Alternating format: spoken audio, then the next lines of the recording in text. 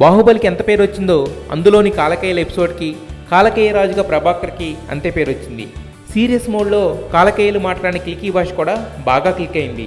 అది ఇంటర్నేషనల్ మూవీగా నిలవడంతో రాజమౌళి పరిచయం చేసిన ప్రభాకర్కి నేషనల్ వైడ్గా ఉన్న ఇండస్ట్రీస్ నుండి ఆఫర్స్ వస్తున్నాయి. ప్రస్తుతం ప్రభాకర్కి వచ్చిన ఆఫర్ ఆర్డినరీది కాదు. కంప్లీట్ యాక్టర్ మోహన్ లాల్ సినిమాలో మెయిన్ విలన్గా కనిపించనున్నాడు. ఇది ఆల్రెడీ అఫీషియల్గా డిక్లేర్ అయిపోయింది. బాహుబలి తర్వాత అవకాశాలు బాగానే వచ్చినా ఊహించిన స్థాయిలో సక్సెస్లు మాత్రం రాలేదు. అందుకే కాస్త ఆలోచించి ప్రాజెక్టులు సెలెక్ట్ చేసుకుంటున్నాడు ఈ కాలకేయ రాజు. అందులో భాగంగా ఈ ప్రెస్టీజియస్ ఫిల్మ్లో కీలకమైన రోల్ కావడంతో యాక్సెప్ట్ చేశాడు.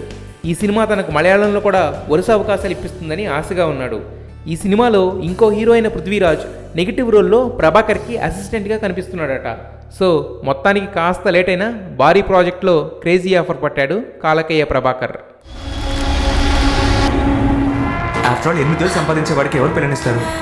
మహానగరం, ఏసీ రూమ్లో ఉద్యోగం, 25,000 జీతం అంటే వాటి లెవెలే మారిపోతుంది. నువ్వు కాలేజ్లో ప్రపోజ్ చేసినప్పుడు నాకు ఇష్టం లేదని చెప్పేశాను. ఎన్నారా నేను ఊపి పట్టగలను?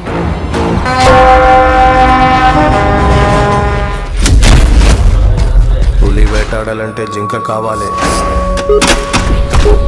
జింక కాలింగ్ పులి.